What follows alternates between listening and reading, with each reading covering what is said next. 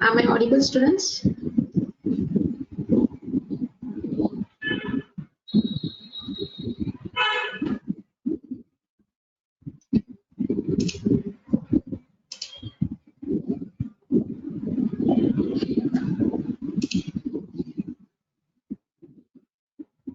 I'll check to it.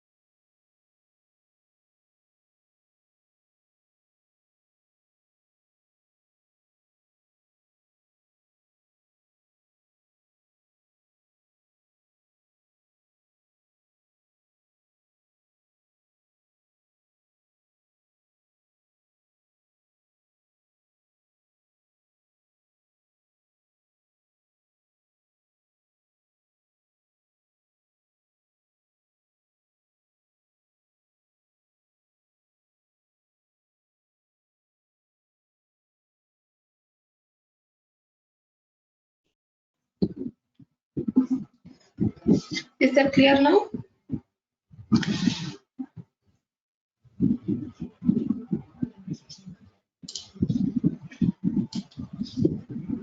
Yeah, well, okay. Let's begin with today's session. So far we have seen about all the Java basics, all the basic data types and operators and decision-making statement and looping statement. Okay. Today our topic is non-primitive data types. So when we saw about data types, I told you there are arrays and strings that will store a sequence of values in it, right? In one variable itself, there will be sequence of values. So that is referential variable, or we tell it as non-primitive data type. So let's see about this array and string in today's class.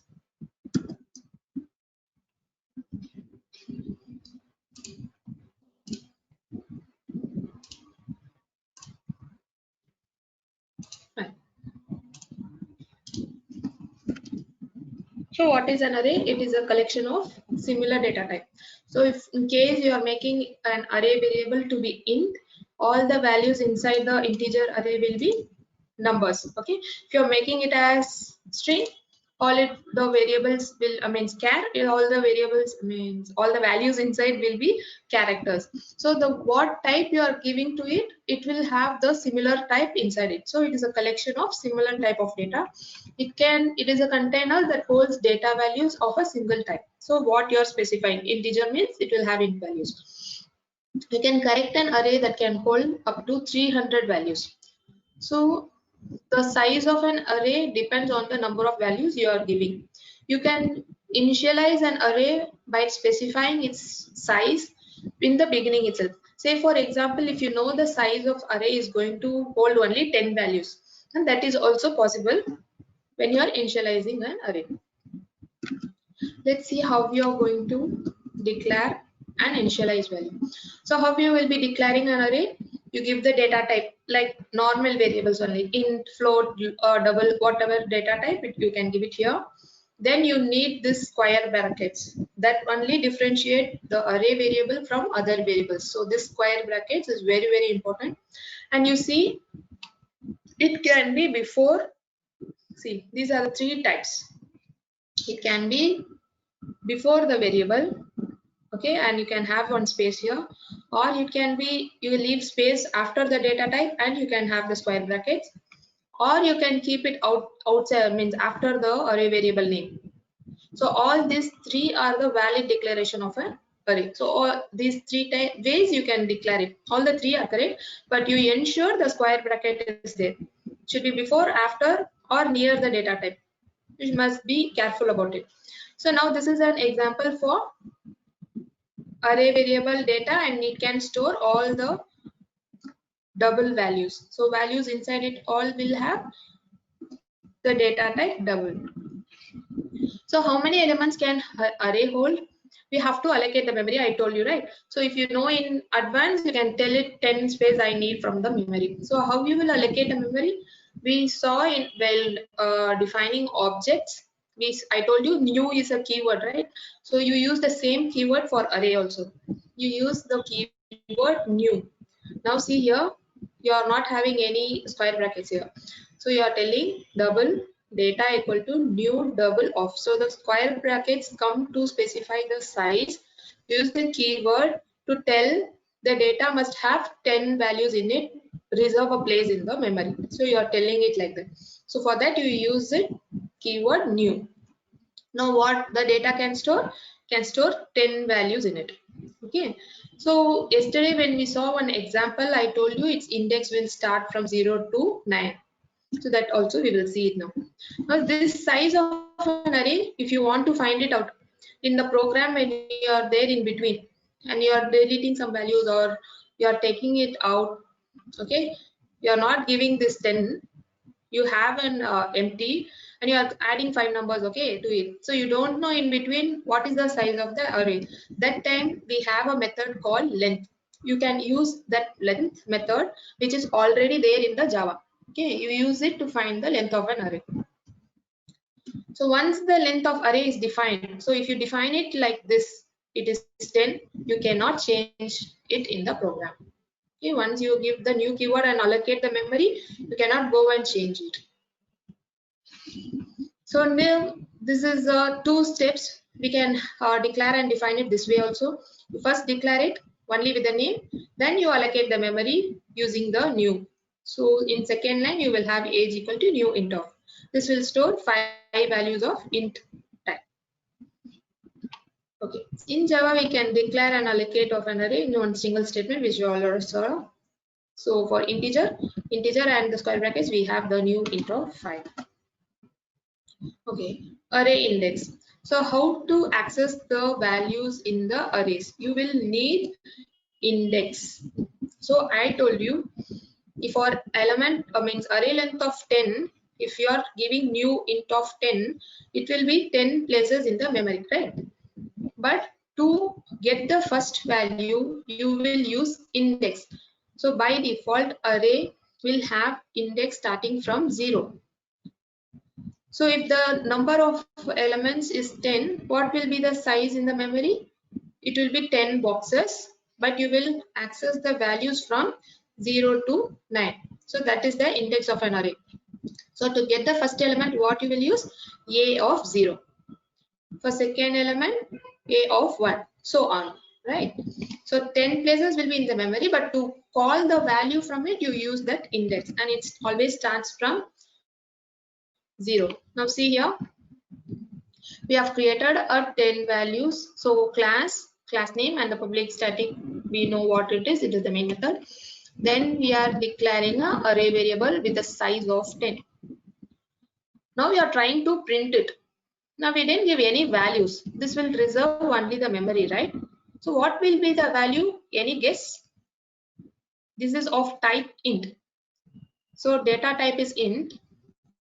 We are not giving any values. So what will be printing?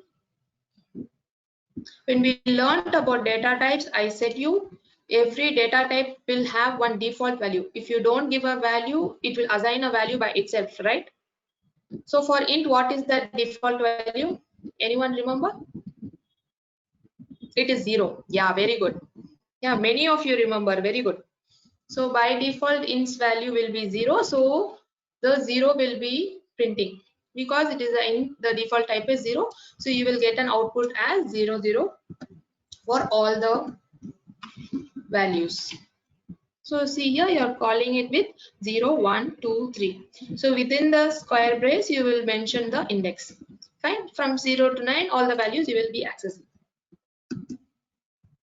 Moving on to next slide. So for accessing it with all the, in the previous slide, we saw system.out.println 10 times, right? So to avoid those number of statements, we have one easy statement, right? We have a looping statement. So you want to do a same task again and again, we will use a looping statement. So now see here, the code is reduced to just 2 lines. We have a for loop. We initialize the I value to 0 and check it till 10. Then I plus plus or plus plus I, that doesn't matter. System.out.println, you're printing the age. Now this loop will take care that it prints all the 10 values inside the array.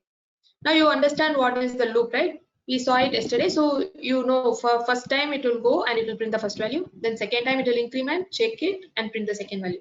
So I'm not explaining the loop here. We saw it already in the last class. So how to initialize the array? Now you know how to reserve one place in the memory with the keyword new. Now how you will give the values? This is the way to give values to an array variable. So you use this curly brace. Okay, this is called as curly brace. You use it to give all the values to be inside the age array. Now see here, you are giving 1, 2, 3, 4, 5, 6, 7, 8, 9, and 10. Okay, again here only 10 values are here. So the age variable will have 10 places in the memory, and this 10 values will be in that memory. And how you will refer it? With the index. So age of 0 will have 12, right? The first element. So age of 1 will have the second element, that is 4. So that's how when you initialize a value, it will be stored in the memory, but you will refer it to it with the array index. Fine. You will see a simple program to print the elements in the array. Now when you're not declaring, I told you it will be 0, 0. So now we are initializing an array with values. You are using the same for loop. We are trying to print the values inside the array. Now what will be the values? So for index 0, it will be 12. So you can try all these programs if you have set, most of you have set the system, right? Is your computer ready to code with Java program? Yes or no? I told you to set the path, right? To download the JDK file, set the path. Is your computer ready? Okay, then you can use your notepad itself. You type all this. I'm sending you the PPT, right? All the small programs you type and see, because while typing itself you will be having some typing error. You will give I as capital letter, or you will not give space. That time you will understand it better. So how much the machine needs us to be giving the instruction in a correct way. So if you make a simple mistake, you will leave one space, or you're not leaving missing one bracket also, it will give you an error. So when you're writing those simple program, you're able to find it. Then when you're writing a big program, you will not make those silly mistakes. Okay, that's why I'm asking you to make your system ready for writing simple codes and practice it. Type it and practice. Don't copy from the PPT, because it will have many white spaces that will give you a lot of error unnecessarily. Okay, so if you see and type it, you will not get any error. In case if you are having any error, check it letter by letter. I'm sure you will get it true. So this is the way you're printing the array values. So try these program, okay? These are simple programs. You can understand it also. Okay, moving on to next slide. Okay, now you have initialized values in the sequence. So you once you know all the values together, you are initializing using the curly braces. Now sometimes there are scenarios you don't know which values will come. Okay, you are telling the user to give the values. That time you have to go and insert to the place where suddenly if you want to insert it in second place or in first place, you have to decide it inside the program. So there are scenarios like that also. How you have to do it? You can insert it in any place with the index. You're not assigning values with the curly brace. You only reserve the memory with 5 space, and after that you can give the values directly using the equal to sign assignment operator. So you are assigning this 14 to this second place of the memory, which means second index means which position of memory. This 14 will be which element, first, second, or third? You are giving into second. Yes, very good. So you understood the index, right? So it will be the third element in memory. Very good. Fine. So now you can give it like that, and you are trying to print all those 5 elements. So what will you will get? The places you have not mentioned the values will be 0. So the places you have mentioned the values, you will get the output. And moving on to next slide. Again we have an example. So when we will use this array, not only to store values, right? So sometimes you will need to find, for example, you're storing marks of one person. Okay, you're storing your marks. You have a name, so you will give your name, you store all your marks in it. Then you have to do some manipulation with all the values in it. So with marks, what operations are possible? You will be finding a total and you will making an average with your marks, right? So that time you have to access each and every value in the array and you have to manipulate with it. So that is possible. So how to get each value with the for loop? We saw earlier with I equal to 0, I less than 5. So yesterday we saw about another type of for loop, which is for each, right? That is for each value in the array. Okay, this is the array variable name. See here we have initialized the array variable numbers with these values. What are the values? 2, minus 9. So these values are initialized to this numbers variable. Now you're coming to this. So now what is this program is about? You're going to find the sum and average of all the values. So if you are consider things as marks, you need a total and you need an average, right, to find who is pass or fail. So for that we will need to do that. Now this program we will do that operation and we will find the sum and average. Now we are initialize the array variable, then sum is 0 and double average. Why average is in double? Because you are going to do division, so you need a exact division value, so you are using it as data type double. Fine. Moving on to next, for loop. So this is the one type of for loop which we studied yesterday. What I said you, it will get one value from the sequence of reference variable. So now here we are using array variable. So from array, one value will come to this number variable. So this is of type int. Yes, all the values are int, right? So you will use int here and you store each value to this number. So this is like a temporary variable. You are declaring it inside the for each loop. So in this number, each time one number will go for each execution of this loop. Okay, so first time what will be the number? It will be 2. So 2 will come here and the sum is 0 plus equal to number. Okay, let me show this with we will solve it step by step so you will understand it better. Okay, first time it is going to be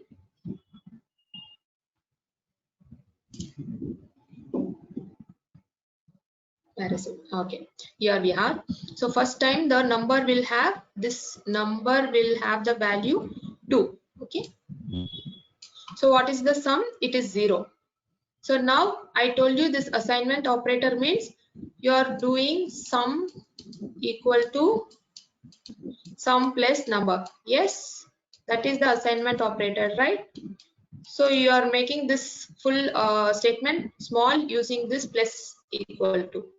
So what this will do, this will add the sum and the number and store it in the sum. So now you have value number as 2 and sum is 0. So for the first time you will get 0 plus 2.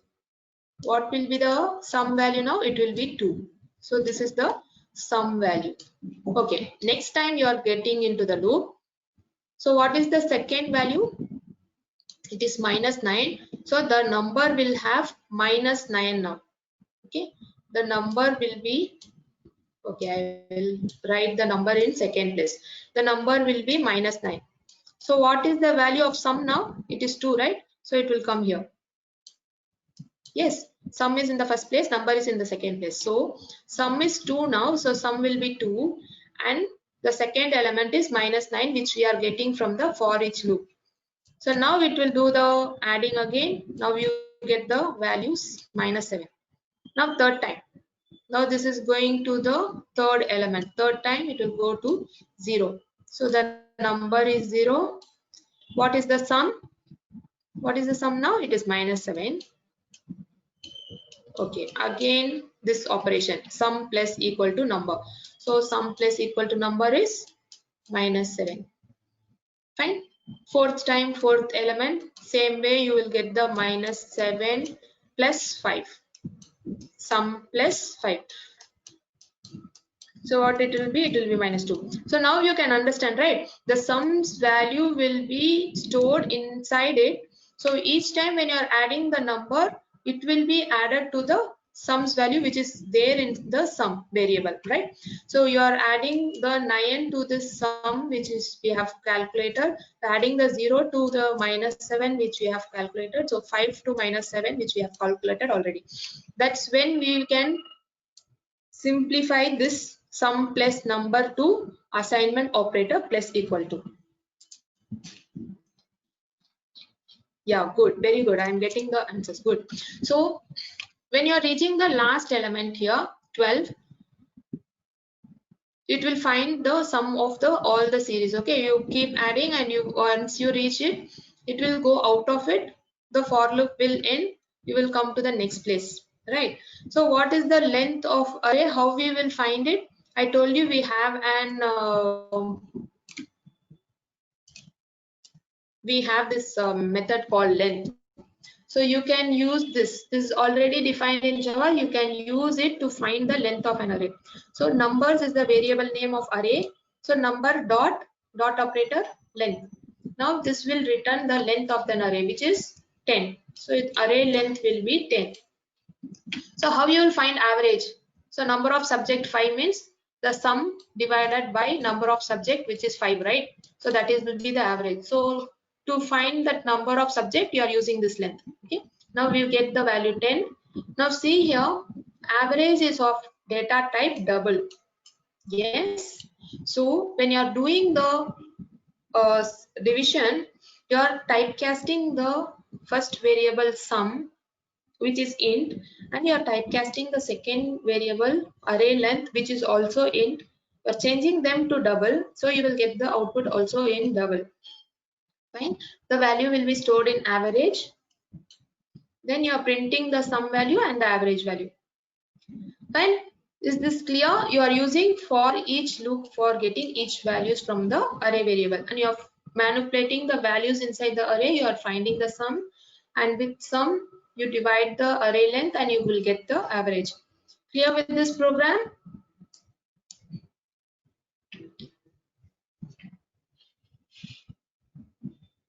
Okay, about typecasting and type conversion, I will add slides in the next session. Okay, now I can go to that topic. We'll complete with this topic. If we have time, I will answer to that Dinesh. If not, in next session, I will add one slide for the typecasting. Okay, with this program, are you clear? Okay, let's move on to the next.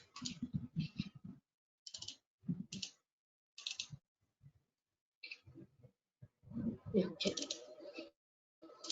So moving on to, so this is explained here, the program. We will move on to the multi-dimensional array. So what is a multi-dimensional array? So far we saw it was a single dimensional array where we are able to store one line, that is one row of values, right? So multi-dimensional array means we can have many rows of values. Yeah, you know about it. Very good. It's 2D array. Yes. So you have the row value and the column value. So those who have studied C and C++, you would have known this. So here in Java also, we can have 2D, 3D, even 4D, 5D according to the scenario.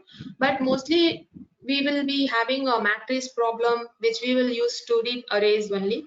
3Ds are used in some cases where we have three axes X, Y, Z, which is like drawing 3D diagrams and all. For those we will have 3D arrays, so we will not use it much.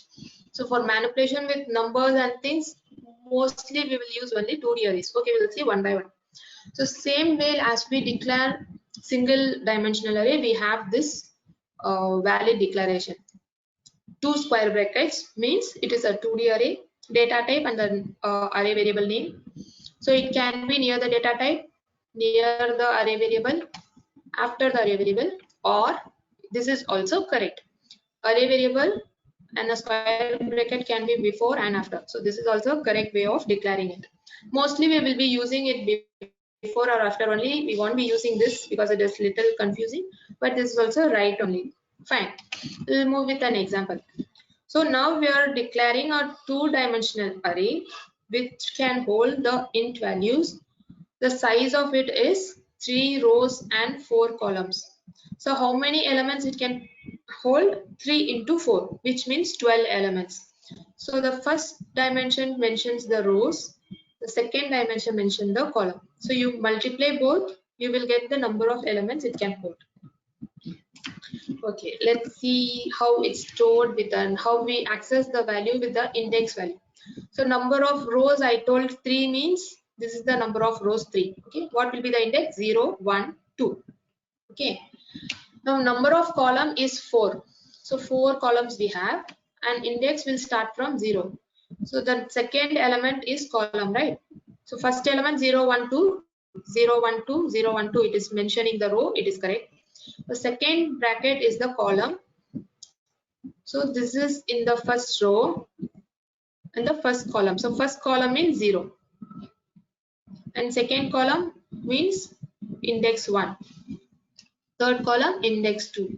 Fourth column index 3. Fine. So if you are clear with the single dimensional array, you will be able to understand this easily. So this is mentioning the row. So first bracket 0, 1, 2, 0, 1, 2, 0, 1, 2. In second bracket it is column. So 0, 1, 2, 3. It is mentioning the column. Clear with this representation? How the values are stored in memory, how you will access it? Are you clear with this multidimensional array index? Okay, let's move on to next slide. Okay, good. It's about rows and columns, so it is easy once you understand the rows, you can easily understand the two-dimensional array. Fine. So now you can initialize it, initialize the values. So we had only one curly brace for single dimensional array. We have see here within the single curly brace we have here another curly brace to mention each row.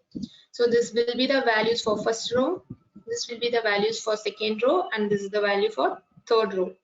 When the number of rows and columns are not equal, we call it as jagged array. So if you have values, 3 values and rows and all the columns are filled, okay, if you have 4 columns means all the values are filled, it looks like a box, right? Then we call it as a normal array. If the values are not filled, see here it is only 3 but here it is 4 and only 1, right? So all these are empty space, so this we call it as jagged array. Now we have to store these values 1, 2, 3, 0, and we are representing it in a multi-dimensional array. How you will find Okay, before storing the values, they are telling you how to find the length of each row. So finding the length of the whole array, you use the array variable.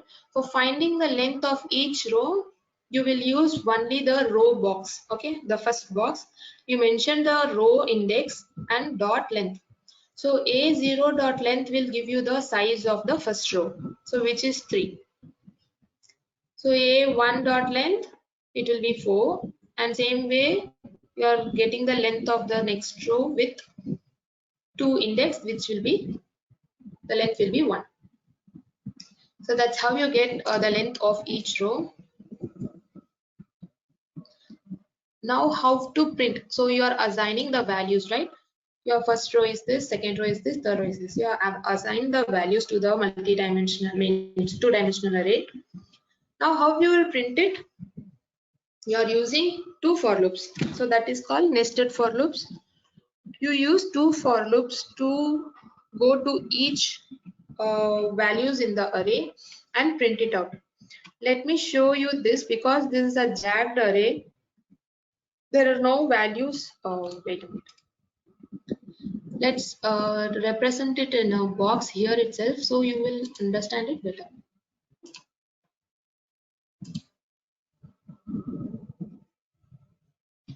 Fine. So here we have the numbers, right? 1, 1, -2 and 3. Then in second row -4, -5, 6 and 9, and first element 7. So what is the row index? So R index, okay, row index, it is 0, 1, 2. Same way column index 0, 1, 2, 3. So this is how you represent it in a diagram, okay, like matrix you represent it. So this values will look like this. Now to access it, see here in the first for loop you are using only a dot length, which will give the size of the whole 2D array. Okay, what is the size of this array now? So the length is jagged, but you are having 3 rows and 4 columns, so size will be 12. Okay, now for each this outer loop, this inner loop will be executed. In the inner loop you are checking I, so one square bracket you are using, so which means you are checking the length of each row. So once you are coming to the first column, it will check all the row, so it will check each row here. So once it is having 0, it will check the length of this whole row. We will execute this for loop one by one so you will understand it better. So for now, first I is 0, it will check I less than 12, it will come inside here. Now the j value is 0, j is less than, see you are using I here, right? So what is the value of I? It was 0. So it was 0. So now a0 of length. So this is the a0, the length is 3. So first time this loop has 3. So 0 to 3, 3 times this loop will get executed, right? 0, 1, 2, 3. I mean 0, 1, 2. So for that 3 values, this loop will execute 3 times. So what you are printing? I and j. So 0, what is the j value? Initially it is 0. Second time this loop is coming here, j is incremented but I is same, so 0, j is incremented. So again it is coming here, j becomes 2, I is same, and now it comes to 3. 3 is not means uj is 3, okay. The value 3 and the array length 3, this is not less, it is equal, so the loop will stop here. It will go to the outer loop. So what will be the value of I? It will become,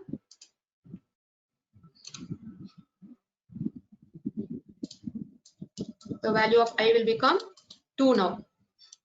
So when it is 2, again this loop will come and check the length of the row.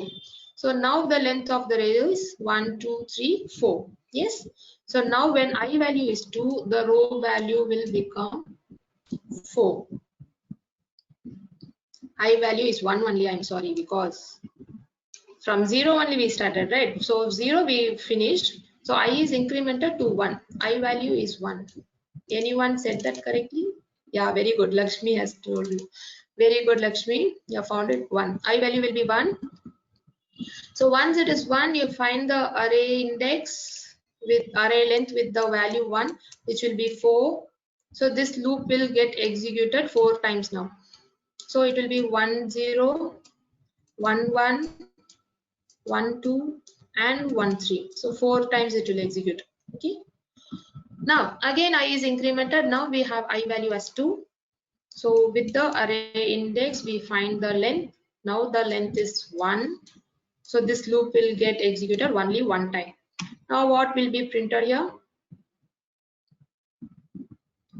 It is I is 2 and j is 0. Only one time it will print. So now you are referring all the values, right? 0, 0 is referred, 0, 1, 0, 2, and then 1, 0, 1, 1, 1, 2, 1, 3, then the last 2, 0. Yes, now we have founded all the values, correct? So every element will be printed here. You will get this output, all the values in single line. So you will get 1, minus 2, 3. You will get each value in one line. That is how this 2 loops we use, and we will access all the values in a double dimensional array. Fine. Let's move to for each loop. So for single array, you understood it better how to use a for each loop. Same way for two-dimensional array, you can use 2 for loops you used, right? So in the place of 2 for loops, you can use for each. Here for each, and same way here also for each. See the inner array, it is same like the single dimensional array. You use the variable name, you get the data, and you are printing it. So it is similar to a single dimensional array. Whereas in the outer loop, you are having the two-dimensional array variable, and from that what value you will get? You are getting array value, which means from the two-dimensional array, each time it will get one single row. Yes, you will get the entire row. So from two-dimensional array, no, inner array is not a keyword. Wait, I will go to the pen and skip board again, then you will understand it. Wait, I will explain this also by writing it.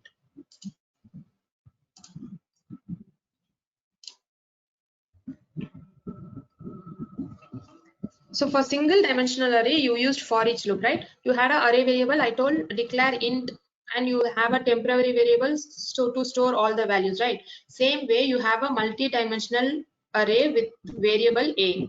That a you are using it here. From this a, you will have 2D array, right? So for each time you will get a single dimensional array that you are storing it in the variable inner array.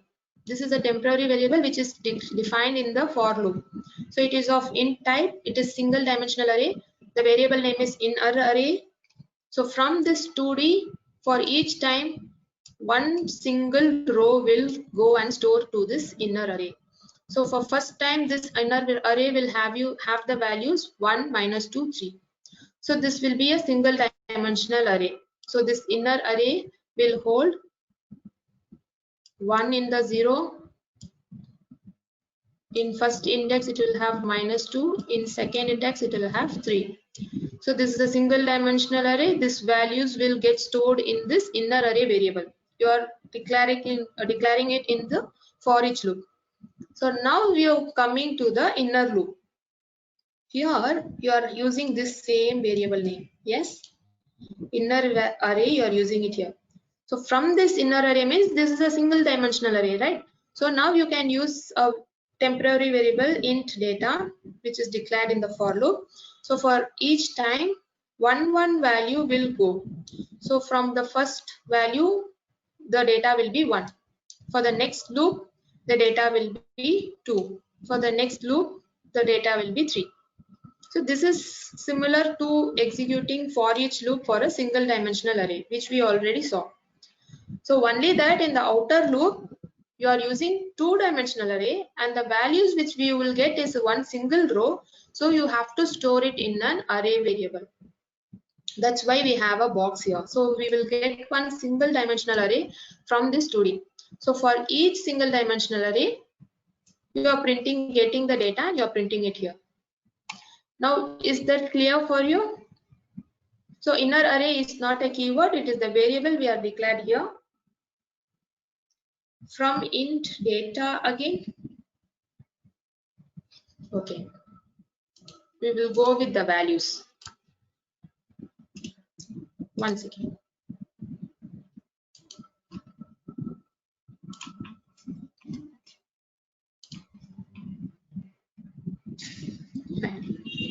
So now I told this A is multi-dimensional array, two-dimensional array.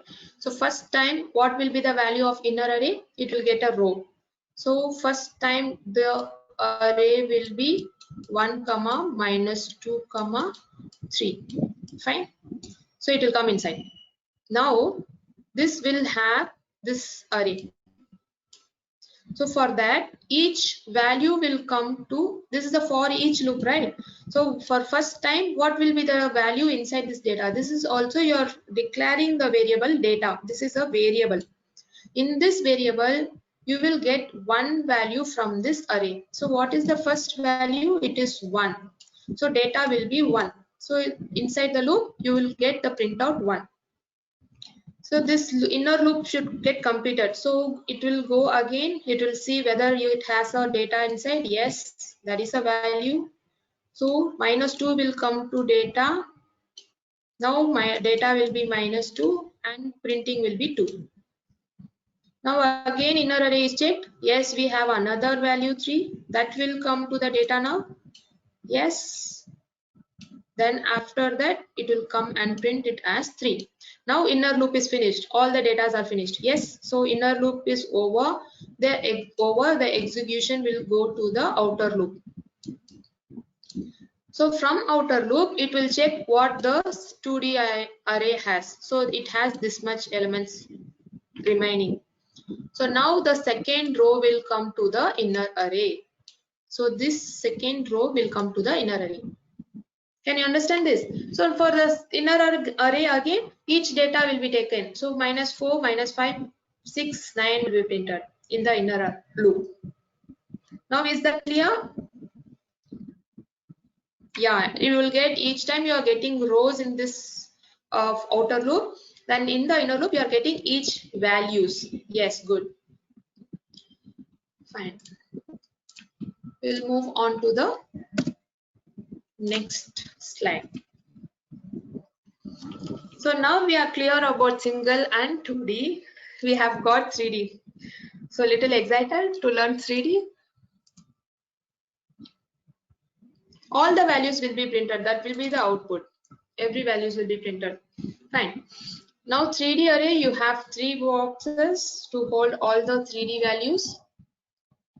So it can have maximum element. So you will multiply all this row, column and the 3D column, which you will multiply it. So that will specify the number of elements it is stored in the multi-dimensional array. So in 2D array, we had within the braces, you had another braces, right? So you had only two curly braces nested. Yes, so inside one curly brace, you had sets of rows, right? Now in 2D array, see, inside the set, again you are having a 2 set. Okay, that is multi-dimensional array. So inside a row, again you are having a multi-dimensional array.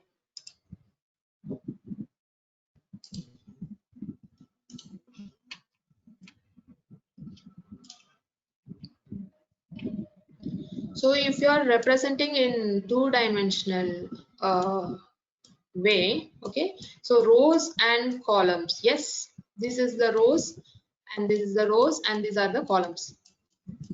So in each row, so this will be the row, right? So inside the curly brace, again a curly brace starts, I told it will specify the values in the rows. So inside the rows, you are having two rows. So inside this place itself, in one single row, you are making two rows. Same way in the second row, in this place, you are making three rows. Fine. That's what it is about multi-dimensional array. So it is like two-dimensional array, but inside one single row, you are specifying two rows. So it is like X, Y, and Z axis handled together. So in a box, you have the row value in the front, column value in the, so in a cube, okay, if you represent it in a cube like this, fine. So row values will be here, column values here. So this will be the Z axis. The other value will be represented here. So you don't have to confuse all this, okay. This is a way which we are having to handle when the scenario is there, when we need to handle all these 3D dimensional shapes or three-dimensional data. Now for you with the beginners, you just know that there is possibility in Java that we can have 3D array, 4D array and so on. So this way we will be declaring it. Fine.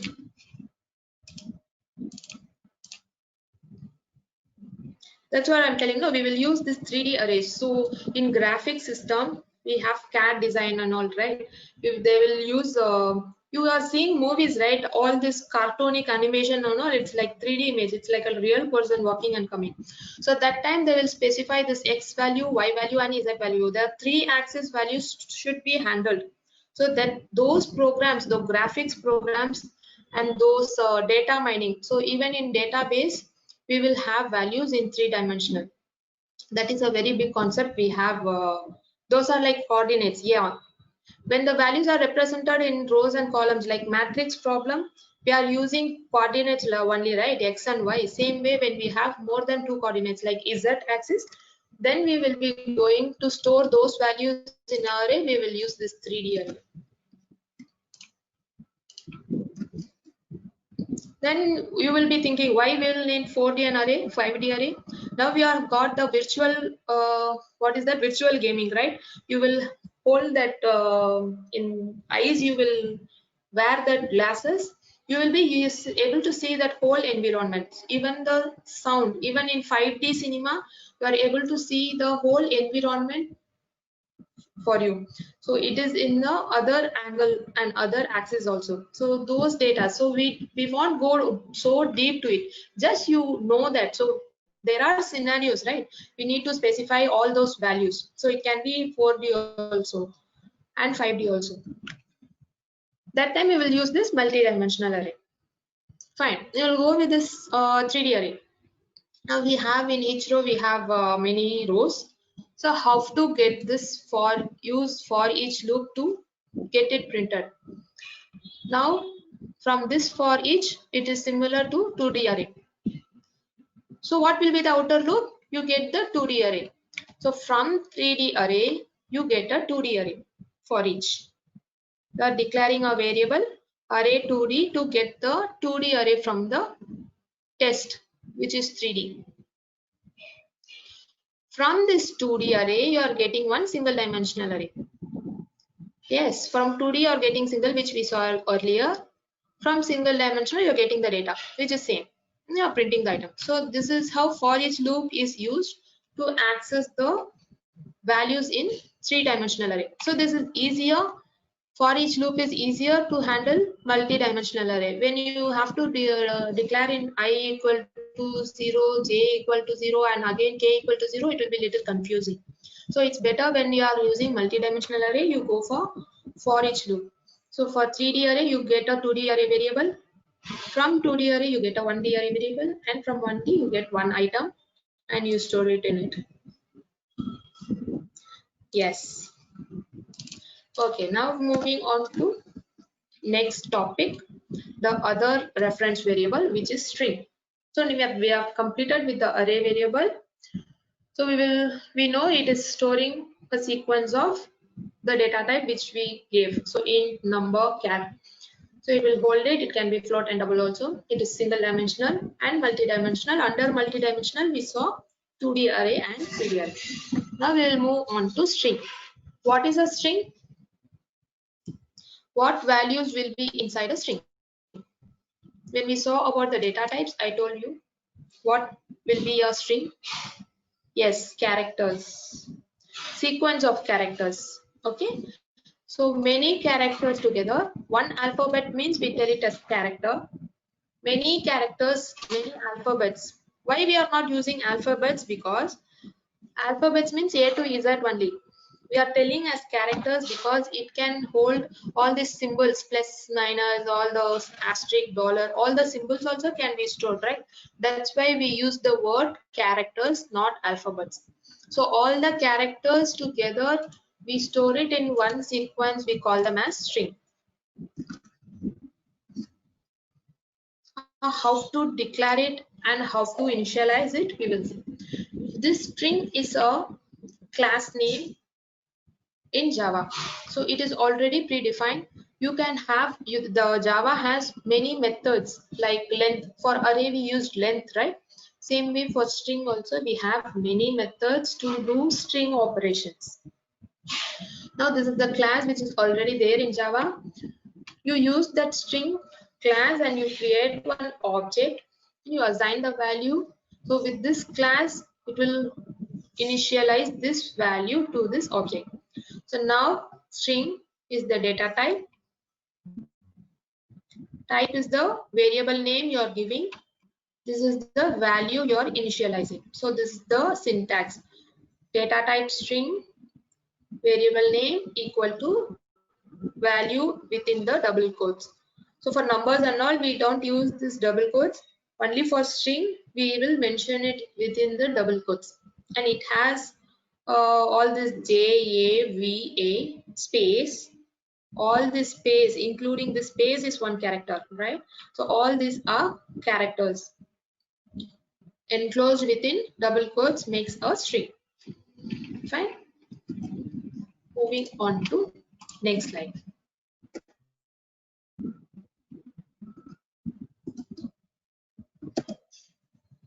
So I told you there are many methods to perform string manipulations. So these are few mentioned in this PPT. There are many others. So which are the mostly we use? Yes, character we will be giving values in single quotes. Yes. So the mostly used methods are given here in this PPT. There are many other methods also. Since here there are only 10 to 12 in this, don't think only these methods are available. There are many methods. Here we have given only the commonly used string methods. Okay. Now we will see one by one what they are. Concat. Concat means to join two strings. Say in one string where a variable you are having your first name, and in another string variable you have your last name. Now you have to print it by concatenating it by joining both the names, first name and last name together. Then you can use this concat method. Second, equals. You want to compare two strings. That is also we will have situations, right? You want to compare whether two students' name are equal. So that time you can use this equals. So you have one string object, you use this method. Inside that you send another string object. So s1 dot equals s2. So it will compare both and it will give you true or false. Char at. This returns the character present in the specified location. So you call this with a string, you give a number here, 0, 1, 2, 3. So that number is the index of the string. Same way like array, string also refer its characters from 0. So if you tell char at of 0, the first character in the string will be returned. Okay. So this will also string will also refer it from the index 0 to the length. Okay, fine. From getting the bytes, the string is converted to array of bytes. Get bytes means the string value which you are passing, it will be converted to the bytes type in the index of. So here you will pass the character. Yeah, for example, you have the string hello, Hello. You are sending H here. This will return the position of H, which is 0. So entirely opposite of this caret. Caret tells you send the number, it tells the character. Here you send the character, it will give you the number in which place it is there. And the length is used to specify the length of the string.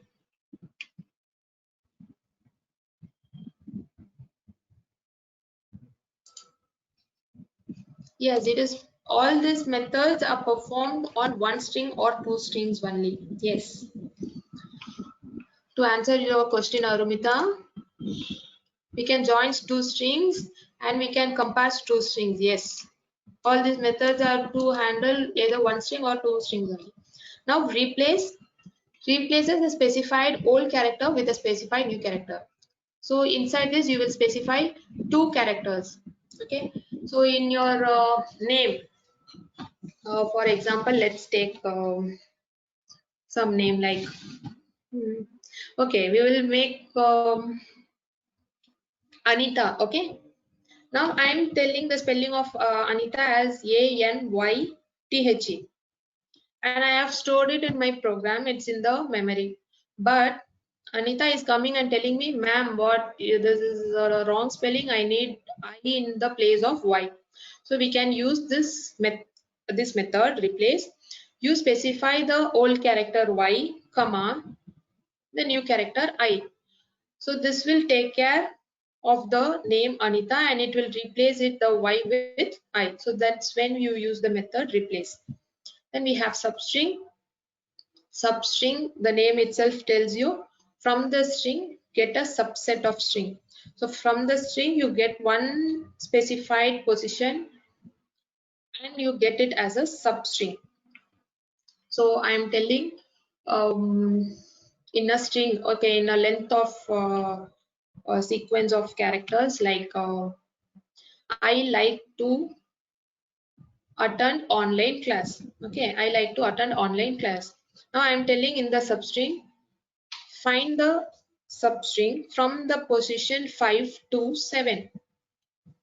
Inside it, I'll specify the position from which starting index to which ending index.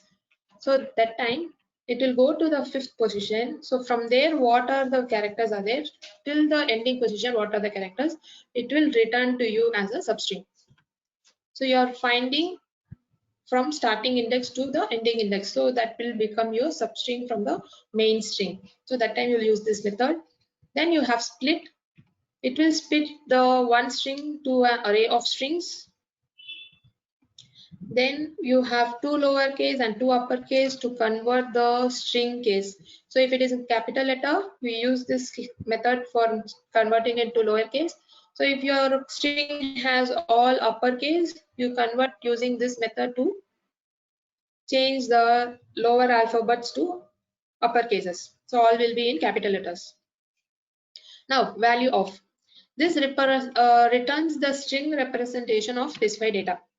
Now you have int type, float type, double type, right? All those are numbers. You can change those numbers as a string, which means inside when it becomes a string, you cannot perform arithmetic, all those operators were performed in a primitive data types, right? Those operations cannot be performed when it is converted to string. So once you are making int value, okay, you are changing value of a int variable inside this method, that int variable will become a string. It will be represented as a string. Then if you are trying to add 5 to it, it will not be say for example I am sending a variable a which has a value 2. Fine, I'm sending a variable a which has a value 2. it's becoming a string. Now I am trying to add 5 to it, a plus 5. What will be the output? It will not be 7, it will be 2 5. It is not like 25 also, it is 2 5. So 2 is one character, 5 is one character. So it will become a string. So we cannot, once you are making a specified data type to a string, you cannot perform manipulation with it. So there are cases you want to change that number to a string type, you will use value of method. We'll see some examples with code for handling these string methods. Okay. Now see here inside main we have string data type, the variable name, greet, and you are initializing with the value hello world.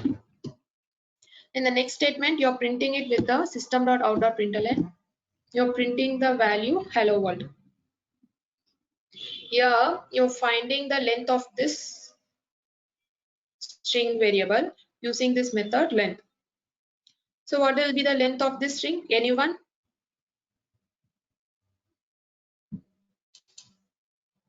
What will be this length of this string?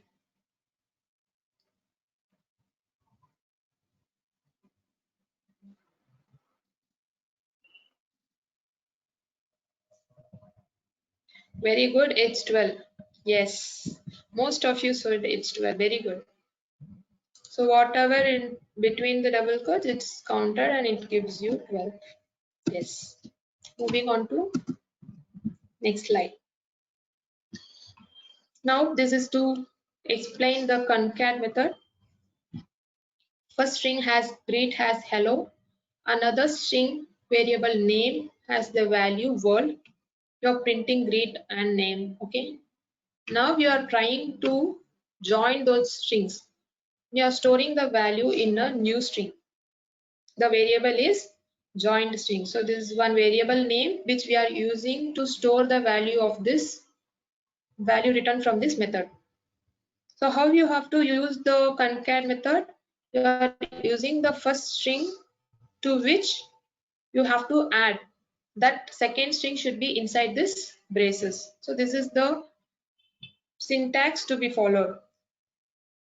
The main string to which you have to add, it is outside. You use the dot operator to call the method.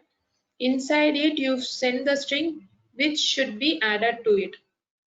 Okay, now the world will be added to the hello. Fine, that is what it is. The first one represent the existing string. The second one tells which string will be added to this existing string. It will be concatenated and you will get the output as hello world.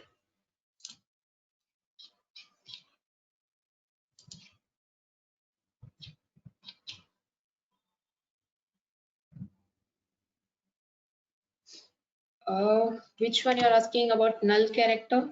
When you are not defining any values for a string, then only it will be a null character. You're not giving any value. If you are trying to print the trying to find the value of grade, then the grade will have null value. Harini, I'm not able to understand your question. Now length 11, I'm not able to understand it. This concatenating will join it. Here the space is there. So after the space only the word will come. Now using the plus operator to join the strings. You use the concat method. Instead of it, you can use a plus operator to join the strings. Same way you have initialized greet and name, and you are using another variable, string variable with join string. You are using the plus operator. So this is also possible in Java. You can use plus on the string. It will join both the string values and you will get the output as hello world. Instead of concat, you can use plus also. Now an example program to find comparing two strings, whether both are equal or not. Now we have initialized first, second and third. Okay, we have three variables with three values. Java programming and Java programming both are same with the same spelling. Third one we have Python programming. Now we have the data type Boolean, which stores the result coming from this method. Now how you will call this equals method? Use the first string which should be compared and you are passing the second string to be compared. Okay. Now this first and second will be compared by this equal method. They both are equal, so it will return a Boolean value true. So if it is not equal, what will be the Boolean value?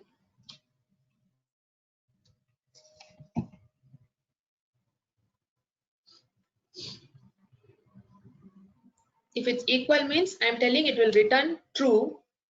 If it is not equal, what will be the Boolean value?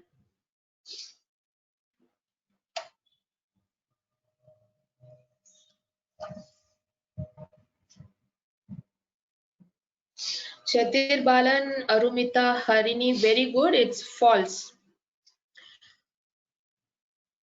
Yes, Dinesh Sundravalli, Chandana, very good. It is false. So equal means it's true. So not equal. Now this value will be the second one will be false. Fine. We'll move on to the next slide. So this we are compared with the equals method, right? We can use the double equal to operator to compare the strings. So that is also possible. For concat, you used plus. Same way, for comparing, you can use double equal to compare the two strings. Now we will move on to next method, char at. Okay. See how we are using it inside class. We have main. Inside that, you are initializing the string variable. Then you are printing it. Then again, you are using the method char at. You are passing the index value 3. And the string variable is calling the method. Okay, so the value inside this string will be used by this char method, hello world, and it will check in the place of 3. So what will be the output of this system.out.println?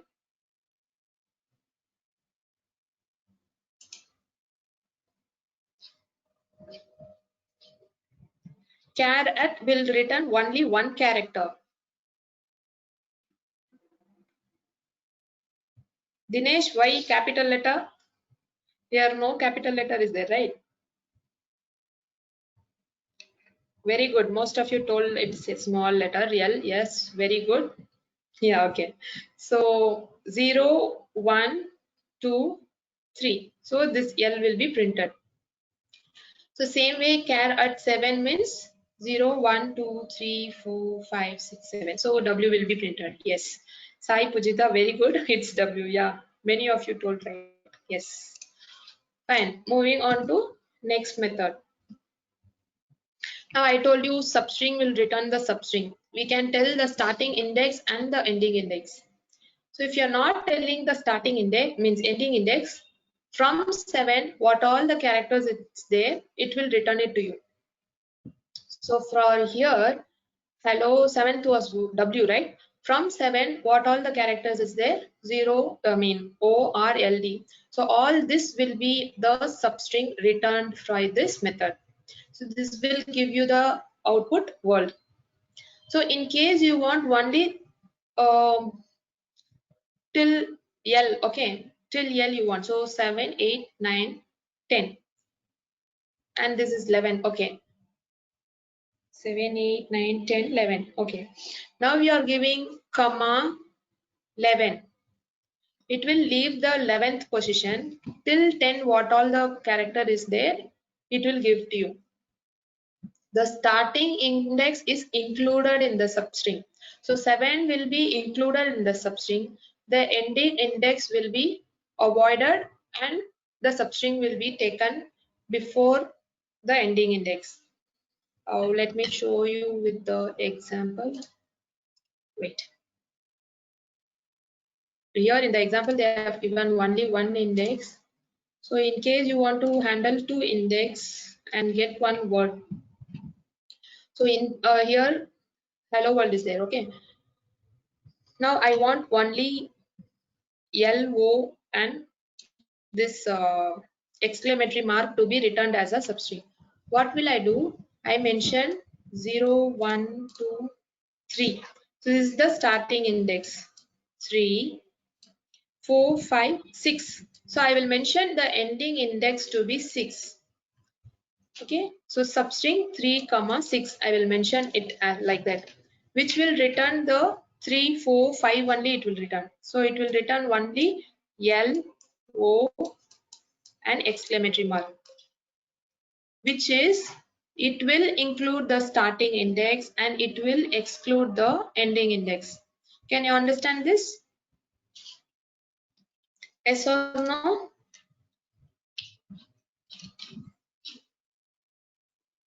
Yes. So substring can get only one index is there, all the characters are written. If you want to specify the starting and ending position, you tell the starting position which will be included. If you are telling the ending position, it will be left out. So the before value will only will come. So it will be excluded, the ending index. Okay, moving on to lowercase, those are very easy. So all this will be changed to lowercase. The H will turn to small h, W to the small w. Uppercase, everything will be capital letters. Fine. Moving on to replace. Now this replace method will get the string from example. So the value is this. It will replace this exclamatory with the character O. So what will be the output of this replace method? Replacing exclamatory mark with O.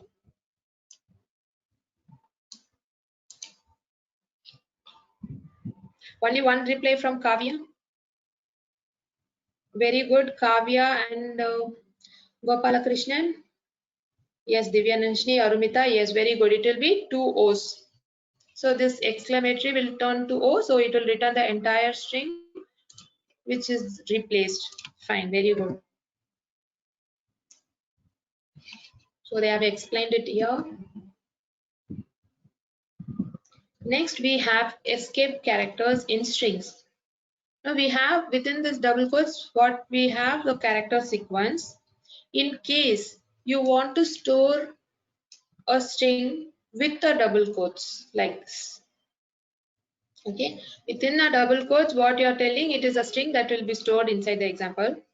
In that you want to specify double quotes. Sometimes you will refer with the double quotation when you want to tell Shakespeare said this famous quote and you will tell it in double quotes, right? You want to store that format into a string, then you will use escape characters. There are few escape characters defined in Java. They start with this backslash. Okay, and after the slash, what backslash, whatever we have some types. Okay, so if you give double quotes, this double quotes will be included in the string. So this example will have this is the double quote, string, double quote and class, full stop. So this backslash double quotes tells the compiler of Java machine to include the double quotes for this word. So this is the starting place and this is the ending place. So we have few escape characters like that. You can use it in the string and you can use it in the printing statement also. System.out.println you're printing, right? That time you want to format your output. You want each letter to be in each new line. You use this backslash n. So you want the output each one to be in every new line. You use backslash n. Or we don't use it. I will tell you which we use it most. Okay, backslash n for new line, yes, backslash s for one single space, backslash t for a tab space. Tab space, you know, right? While you are pressing a tab, it will give you 6 space. So for tab that much space, you use backslash t. For including double quotes, for including single quotes, for including a backslash, and we have other number types like octal and decimal. So for representing it, we have this. So mostly we use only the formatting the output for new lines spacings. So it is backslash n, s, t, double quotes, single quotes, and backslash. This is the mostly used escape characters. So these are called as escape characters.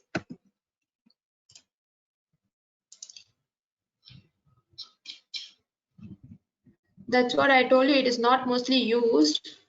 Carriage return, you don't have to worry about it, which we don't use it. Form fit, carriage return.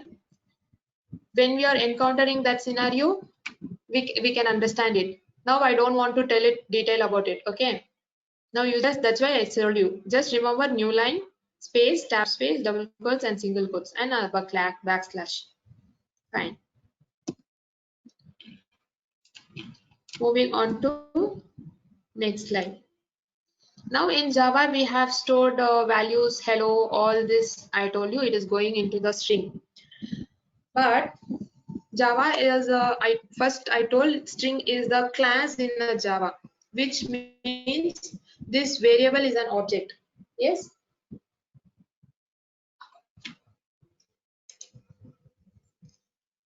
Okay.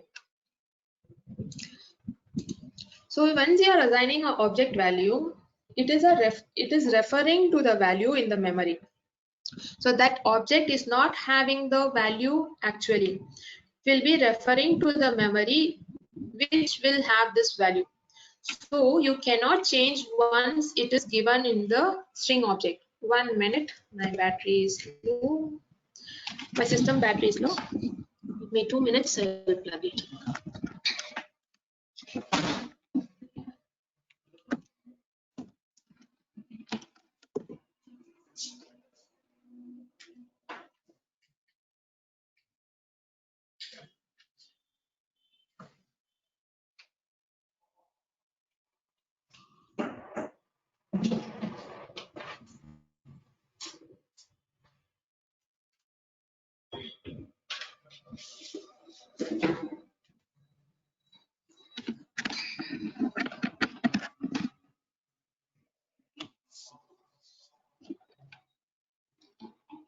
Yes, sorry about that.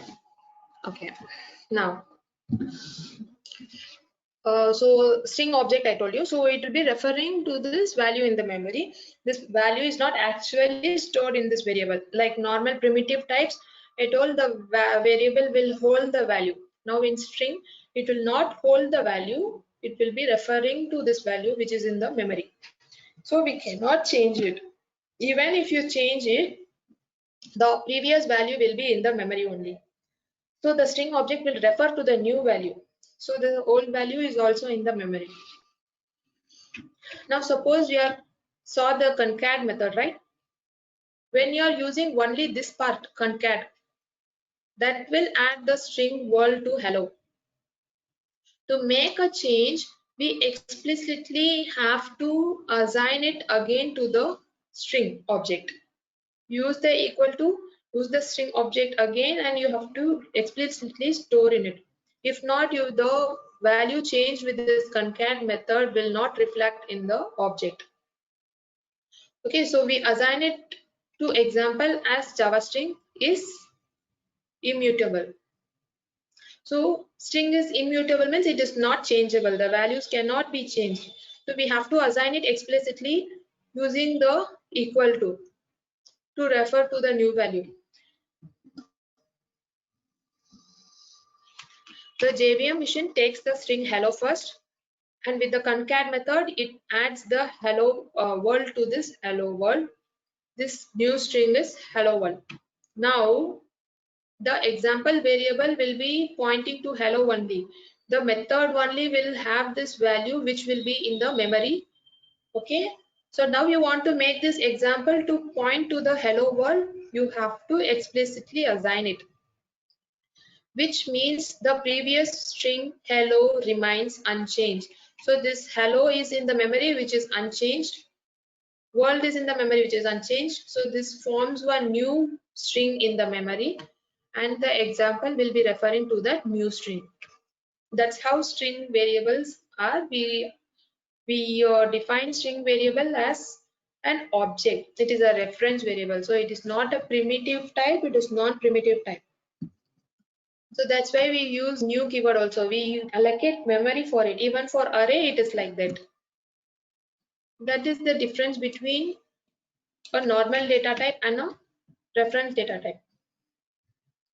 So this string variable can be differentiated into two ways: assigning string literals and using the keyword new.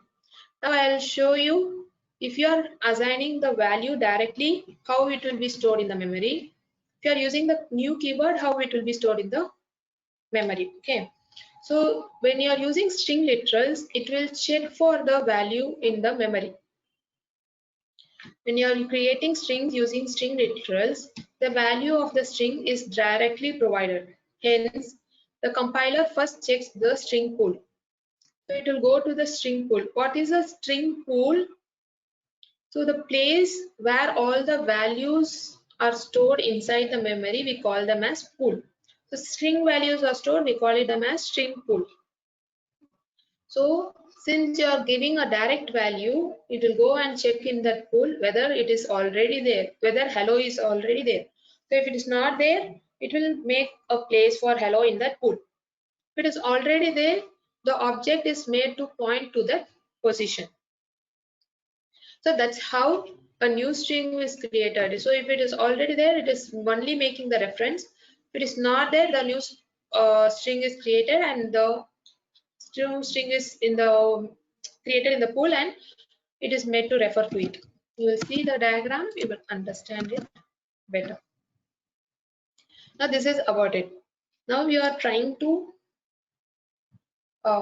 declare an string object s2. So string s2 equal to welcome. You're directly giving the value string literal and assigning the value to the string.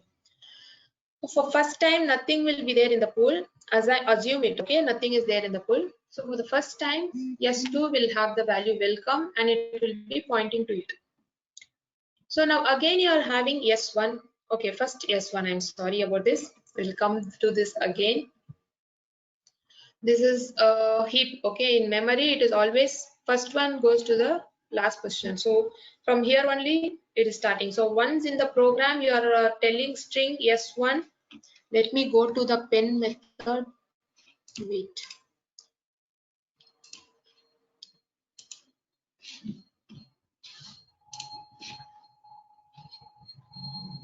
Okay, now we have a program. Okay, string s1 comma s2, and then I'm telling s1 equal to welcome, and same way I'm telling s2 equal to welcome.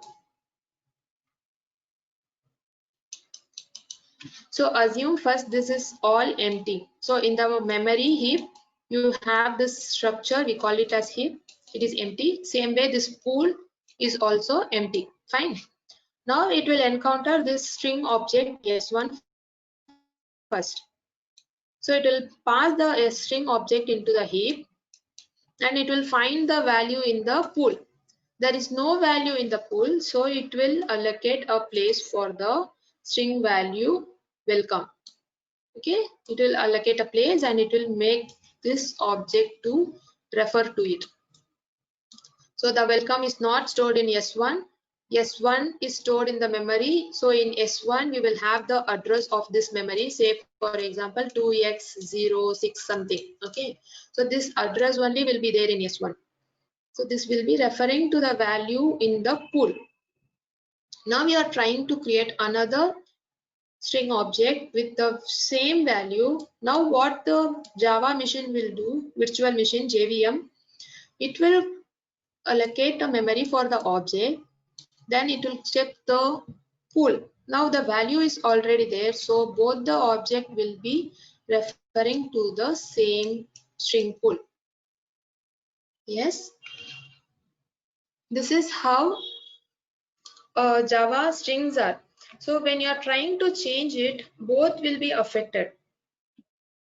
Okay, you're trying to change s1 value, both will be affected. Same way when you're defining the object also, you change the value of one object, both will be affected. I have a program in my system, I will execute and show it to you, you will understand it better. So for now, You are assigning with string value. This is how the operation is. It is referring it. So if you are trying to print S1, it will only print you the memory place, memory location. Okay.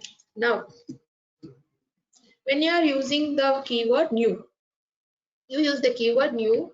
That time the JVM creates a new string object in the normal heap.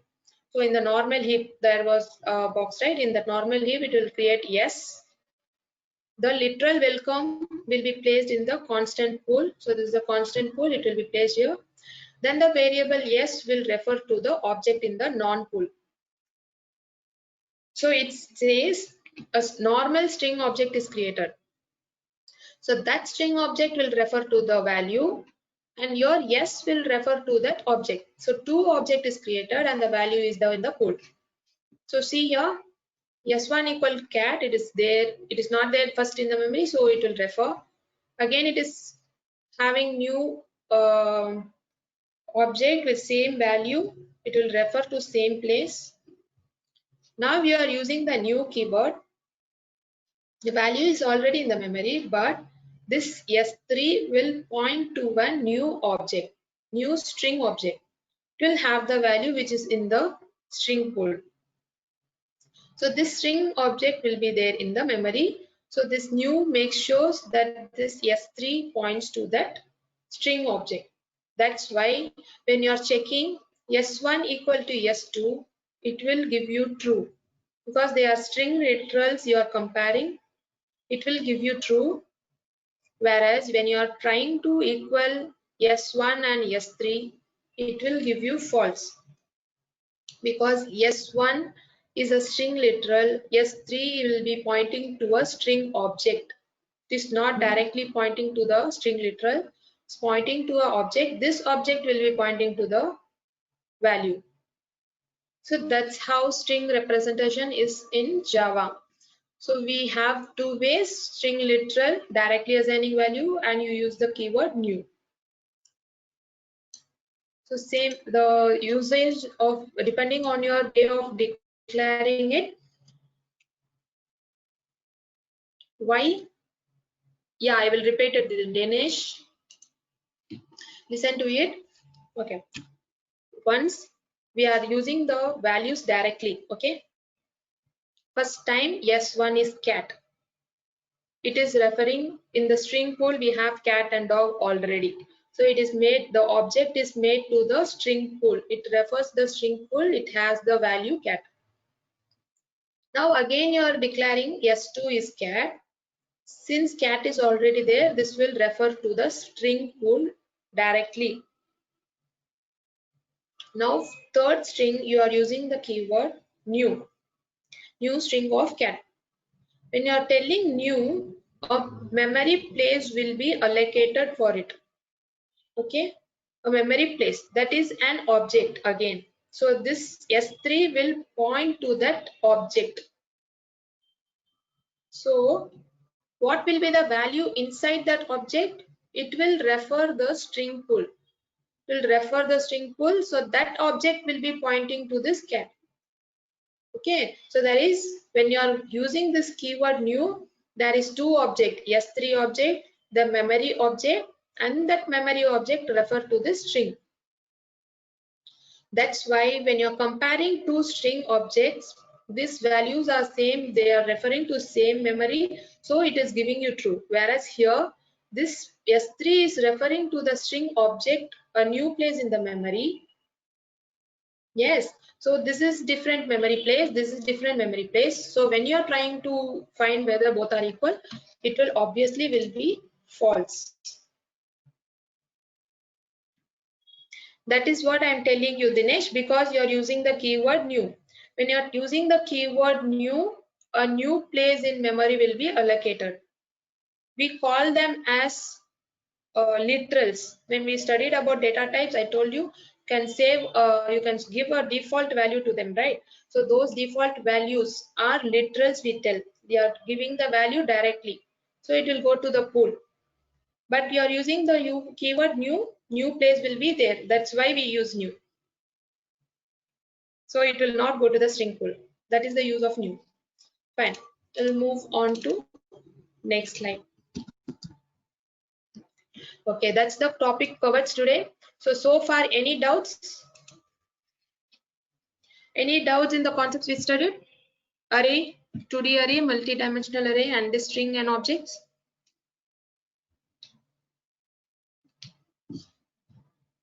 Yes or no? Any doubts? No doubts? Fine. Now I will show you the program in my system. I will execute and show it to you. Then you will understand why this string object is different, why I am telling you object will not be same. You'll understand it. We'll see that in my system. Okay, wait, let me come out of this PowerPoint.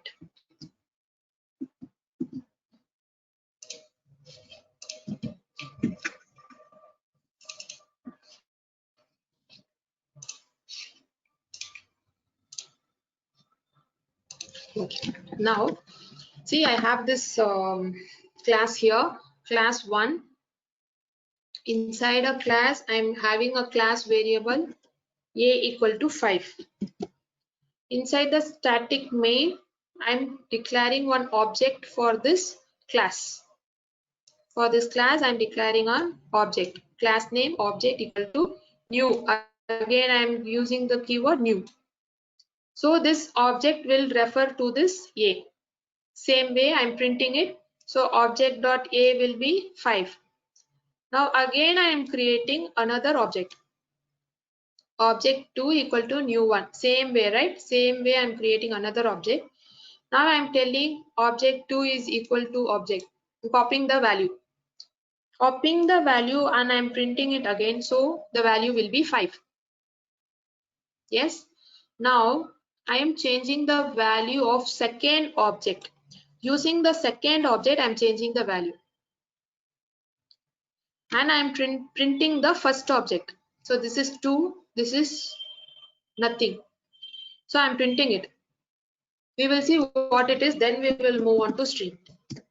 First you learn about object, then we will move to string. So first we will see that example alone. I am commenting all the string methods. So this is about the object. So object also is like reference variable, I told you. So for this class, you're declaring one object with a new, so you're assigning a value inside it. So you're printing it. So another object, you're copying that object. Then you're printing the value of object 2. So first object, second object value. Then you're changing the value only with the object 2. And you're printing object 1 here. Let me also print object 2. Control C, Control V. Object 1 after changing object 2 and object 2 after changing object 2. So printing object 1 and object 2. Shall I change it to 1? So it will be better. Object 1 and here also object 1. Yes, now it will be better. So object 1, object 2, copying the object 1 to object 2, changing object 2 value, and you are printing both. Now we will execute it, you will understand.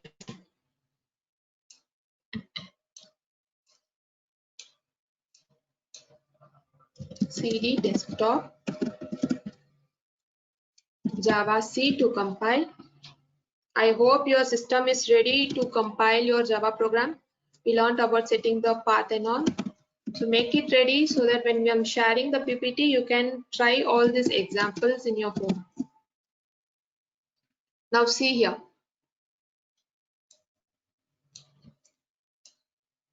Oh wait, I'll zoom it for you.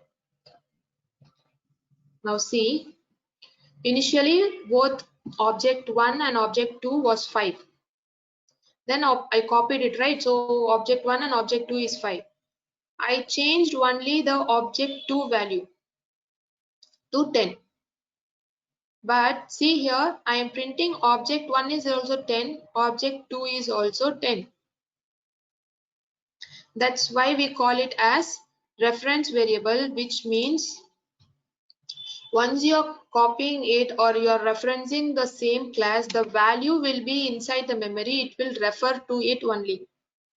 So once you change with one object, it will remain in the memory. Both the object will be changed. It refers to the same place. So if you want to make a copy which is not same, you have to use a clone method which is there in Java. Okay, now you just remember that there is a option called clone which you can use to make the objects different. So if you change one, it will not reflect in one. We call them as cloning. Okay, now we will move to string. You will understand it. I will remove this now. So I told you about multi-line comment, right? So that's what I'm doing it. /*. So I comment all this, means it will be ignored by the compiler. Now for string, I have already given here S1 is hello, S2 is hello, S3 is hello. So now all this S3 will be, S1, 2, 3 will be pointing to the string pool value hello. Now I'm changing the value of second to high. Okay. Once I'm changing, let me print it so you will understand it.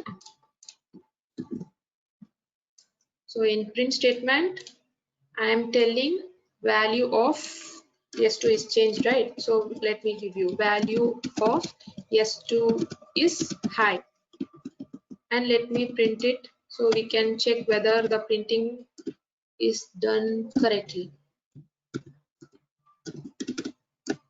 So now I will print S2. Now after printing S2, with the S3 object, I am doing concat. Okay, S3 dot concat of S2. Then after concat operation, I will print all the three values.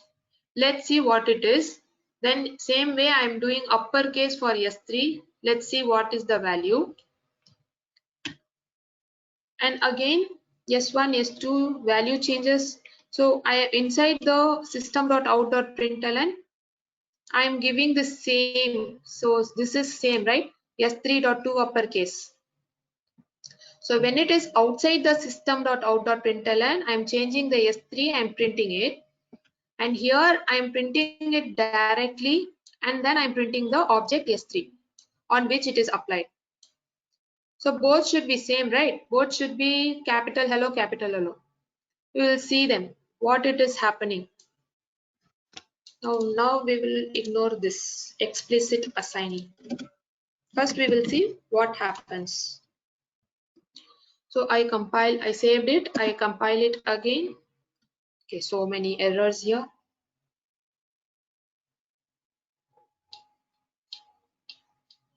Okay, I'm sorry.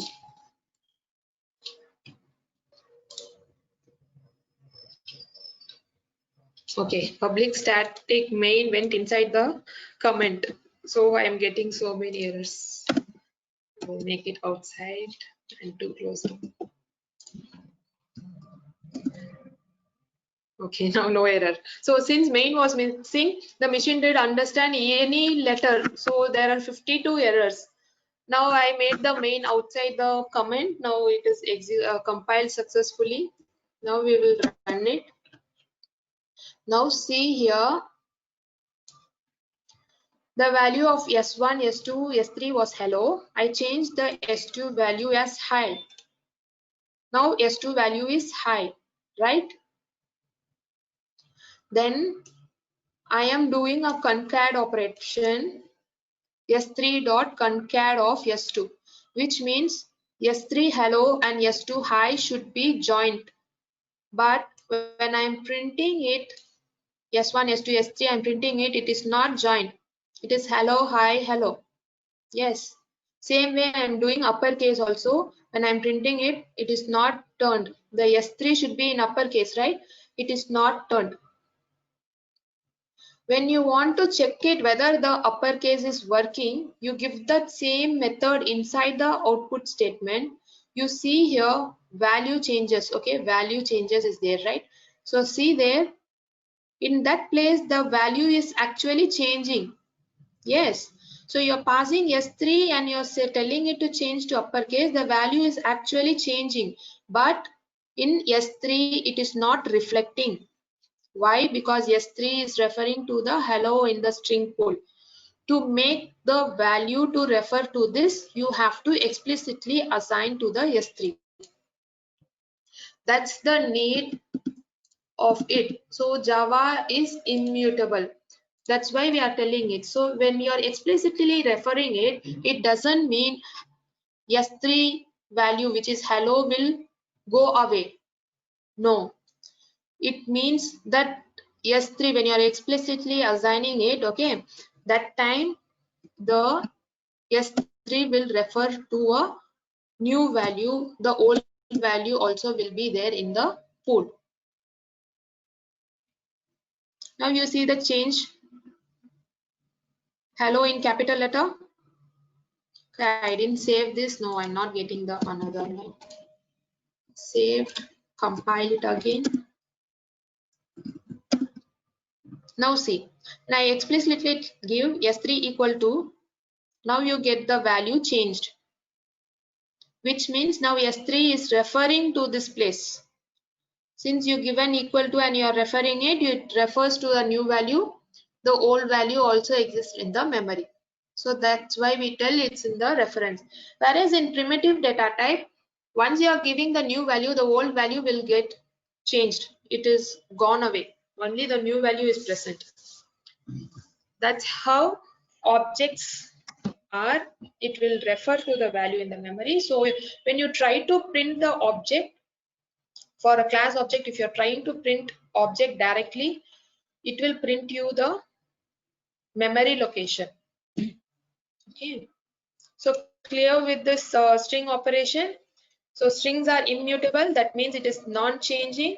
When you want to change it, you assign it explicitly, which means that it is referring to the new location, means new string.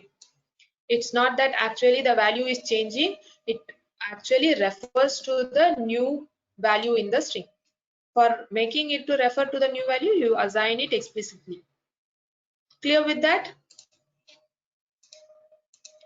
Any doubts?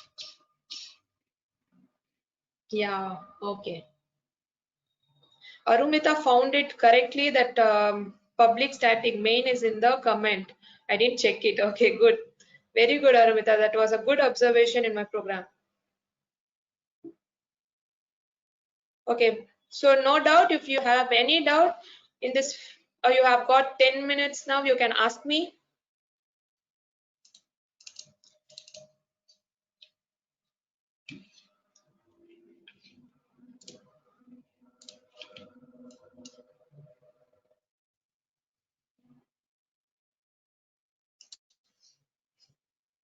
No doubts? Yeah, I'm uploading the PPT now.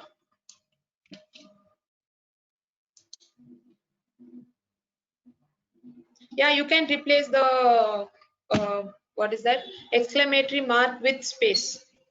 To mention the space, you have to give that escape sequence \s.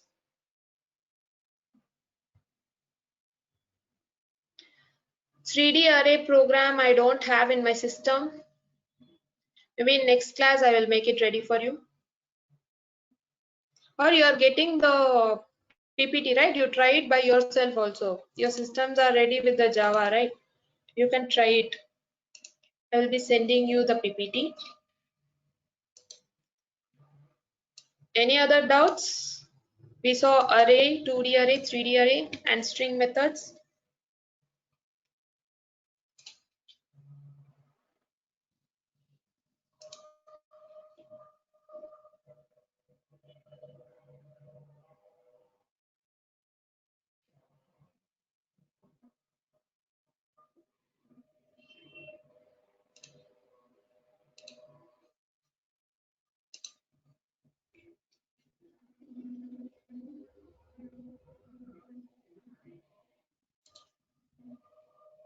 Okay, now is the PPT available to you? Okay, by yes or no? Yeah, okay. Now it's time for feedback. How do you feel about this session? give a feedback.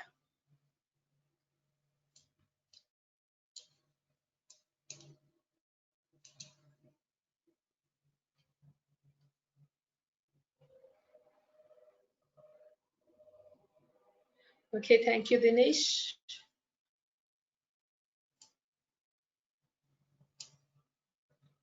Thank you, Venapusa, Asha Kiran. Okay, thank you.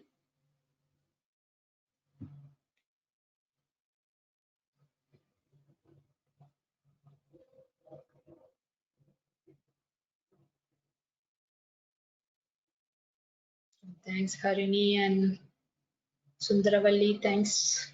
Yeah, okay. Yeah, okay.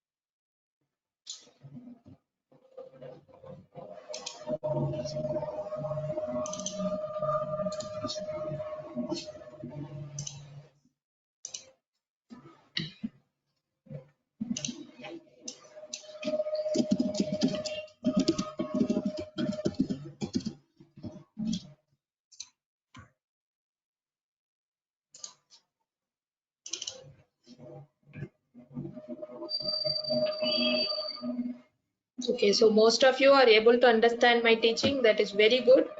So if you feel that I am fast or I am or means I'm little like confusing you, you can stop me then or there. Okay, whenever there is a red symbol in the chat box, I'm checking it, isn't it?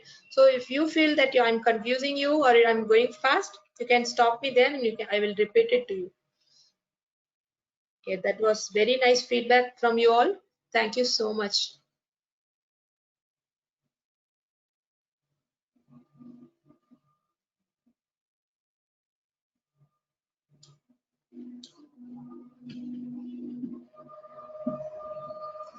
Okay, shall we see some MCQs? I will show some MCQ that I have in another PPT.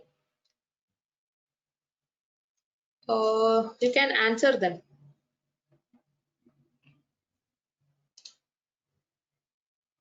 Wait, I have some doubt here. String literals. Now we have completed with the literals. Tomorrow will be some other topic. I can't repeat this again. Go through the PPT. I'm sure you will understand it. Or you can see the recorded session also. I guess tomorrow we will have 2 sessions. So there will be you are able to understand this flow of your exam means these sessions, right? We'll be having technical quants and things together. I'm sure you would have been informed about it. So tomorrow we'll be having 2 sessions. So there will be lots to learn. I will not be repeating anything about today's topic tomorrow. Okay, good.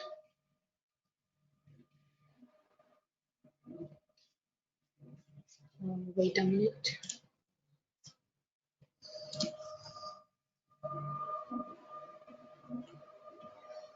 They are telling that recording will be uploaded in some YouTube that is for students.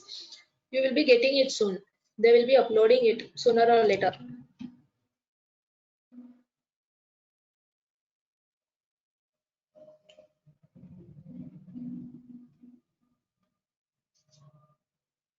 Okay, now I will ask some MCQs. Try to answer it.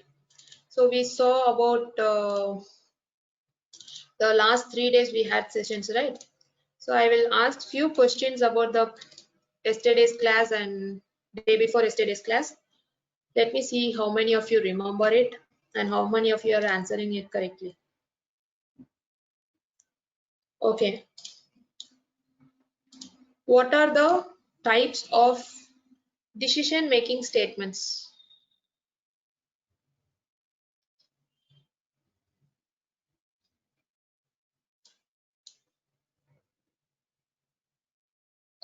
Yes, ma'am. Kartika, ma'am. Yes. Okay, students, I am calling you few of your names. Please give a yes or no for your attendance, okay? Your professor Kartika ma'am needs to know that whether you are present here or not. Okay, your names are Puvada Venkata, Sai Pujita. Sai Pujita, are you here? Give a yes or no in the chat. Rachana R. Murugesan G. Yeah, Rachana is here. Murugesan G.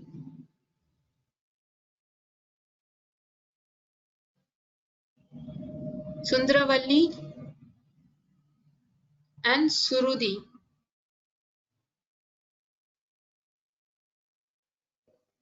Sundravalli is here. Rachana is here.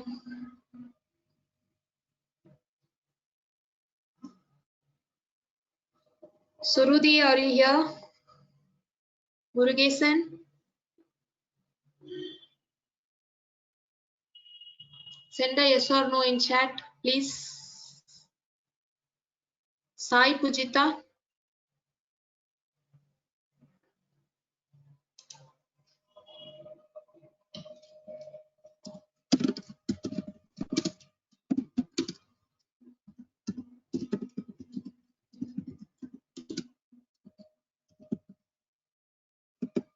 Sundravalli is here. Okay. Okay, Sai Pujita is also here.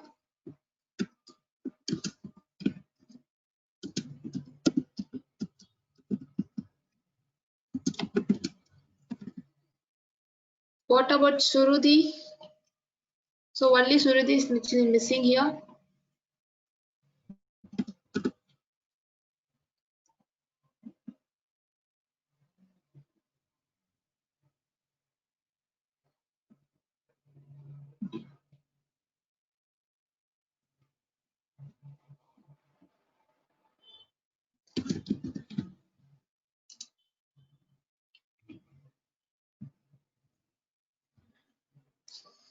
Okay, now finished with attendance. Let's move on to the question answers.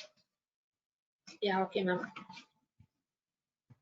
Okay, now let's move on with the question answers. Okay, if else if switch, I have got answer already. Switch break continue, very good. Nested switch. Okay. No, Bharati, no, it is not for while no. Decision making is only if and switch and break and continue.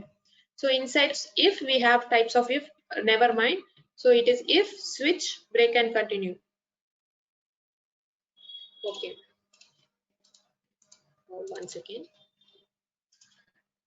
Moving on to next question.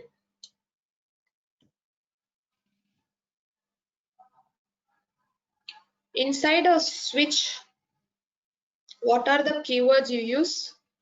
Inside a switch block, what are the keywords do you use?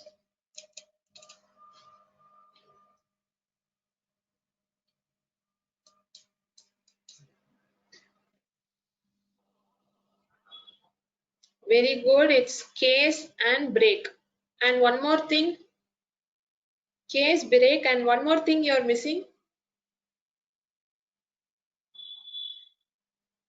No, continue is for loop.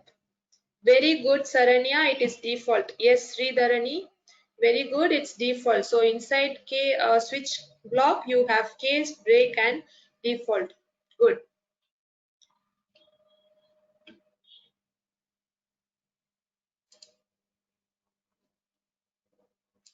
Then we studied about loops, right? Okay, I'll ask something about loop.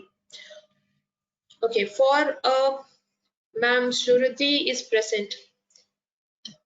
Kartika ma'am has left. Okay, I'll send a message for her. Let me see whether she's receiving it. I'll inform Shruti, but it is a late. I think your ma'am has left. Let's see.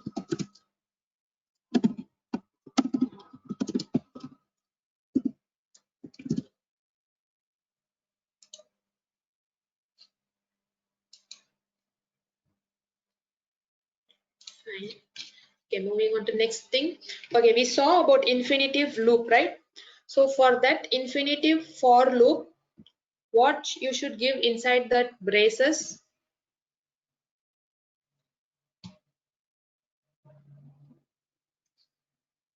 Wow, that is very fast. So good, you people are very smart. Very good. Double semicolon. Dinesh, Harini, Rumita, very good. It's double semicolon. Fine. Moving on to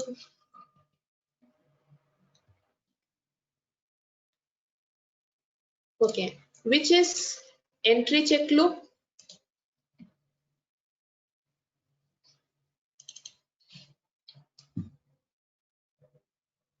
Entry checking loop.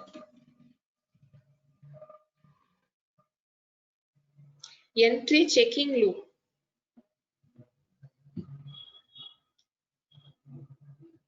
While you are entering it, you will be checking it.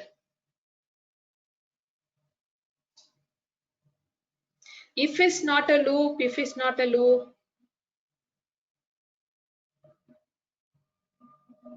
so the correct answer is while. Very good, Harini, Dinesh, Chandana, Sridharani, Harini, very good.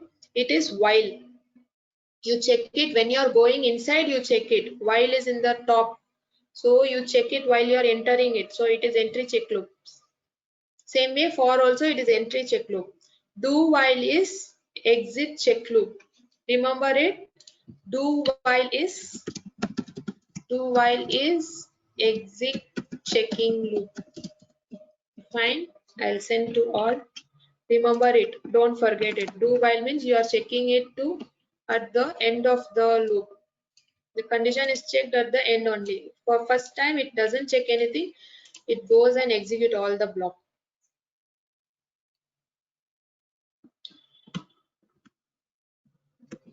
Okay, what is the use of break? I use it inside a loop. What does a break do?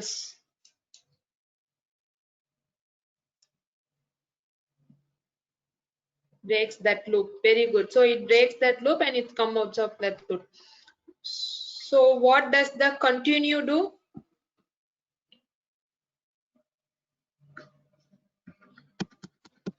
Continue. Don't tell it goes to the top. You tell it goes to the next iteration. Okay. Don't tell it goes to the top. Which top? We will not know. You have to tell it continues to the next iteration. Okay. Continues to the next iterates. Yes, good. Madhumita, it iterates again. So it skips all the statements after the continue keyword and it iterates again. The loop is iterated again. Very good. So we will have like this a question answer session at last 5 minutes if we have time. So tomorrow we will be having 2 sessions. Okay. Fine. Very good. Most of you are playing and it is very nice to know that you people are very interested in coding. Fine, students. We'll meet in next session. Thank you, students.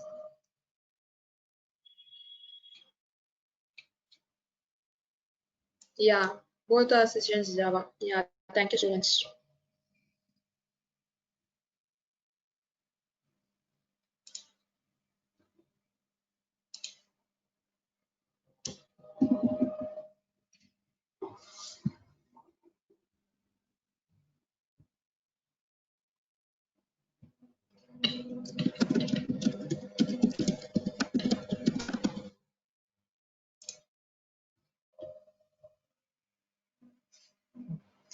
Yeah, thank you, Venupisa Shakiran.